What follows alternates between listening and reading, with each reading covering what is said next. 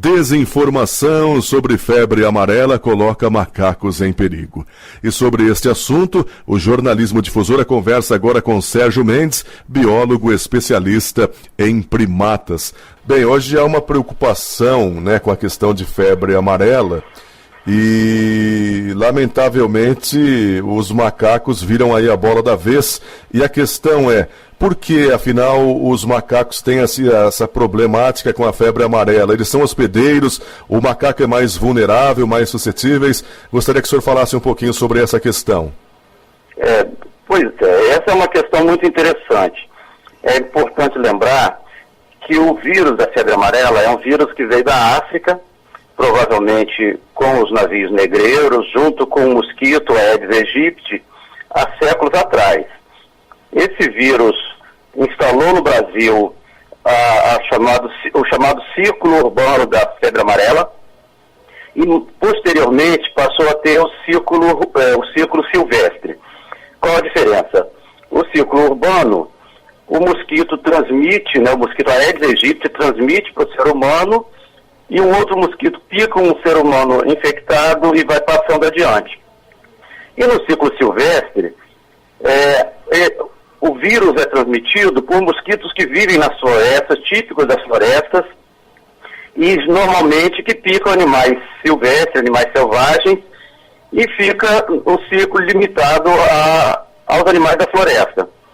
Entretanto, por motivos que nós ainda estamos tentando entender melhor, às vezes esse processo de infecção ele cresce rapidamente, provocando esses surtos de febre amarela, como nós temos visto. E o que acontece? Esse vírus tem como hospedeiro principal os primatas. E os primatas brasileiros, em geral, são muito sensíveis ao vírus. Por exemplo, os bugios, eles morrem, cerca de 80% deles. Então, o impacto sobre as populações naturais desses primatas é muito grande. E nós, seres humanos, por exemplo, nós somos muito menos suscetíveis ao vírus, nós somos mais resistentes. Mais de 80% das pessoas têm sintomas brandos, leves. Apenas uma pequena proporção desenvolve a doença na forma mais grave, inclusive podendo chegar a óbito. Os macacos, portanto, teriam aí baixa resistência, seria isso, doutor Sérgio? Exatamente, eles têm uma baixa imunidade e eles morrem rapidamente. Então eles não são bons reservatórios da doença, ou seja, um bugio, por exemplo, que contrai o vírus, em poucos dias ele está doente e dentro de uma semana no máximo ele já morreu.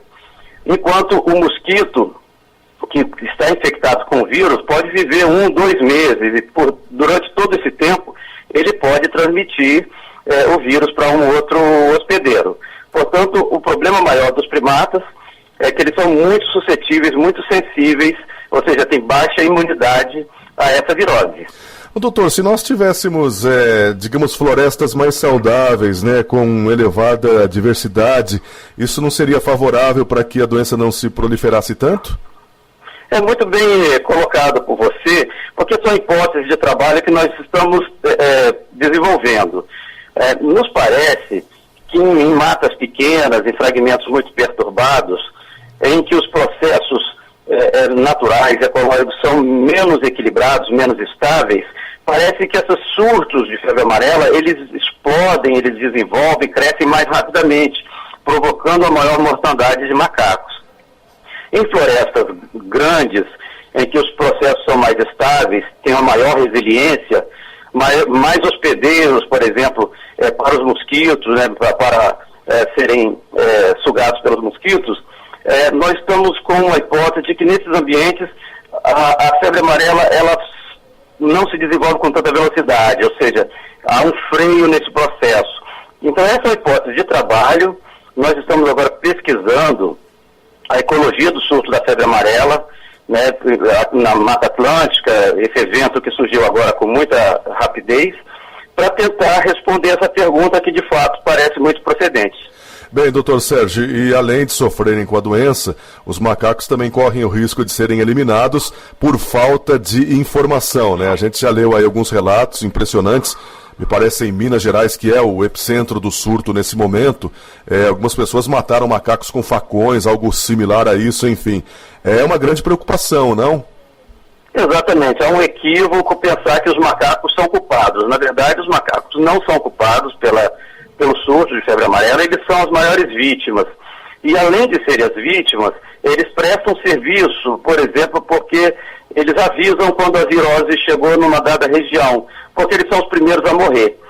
Em geral, os macacos morrem bem antes de começarem a aparecer casos humanos. Então eles acabam indicando que a virose chegou e que é preciso ser tomado providências, por exemplo, campanhas de vacinação, para evitar que as pessoas se contaminem. Foi o que aconteceu no estado do Espírito Santo, onde agora está havendo a maior mortandade de macacos.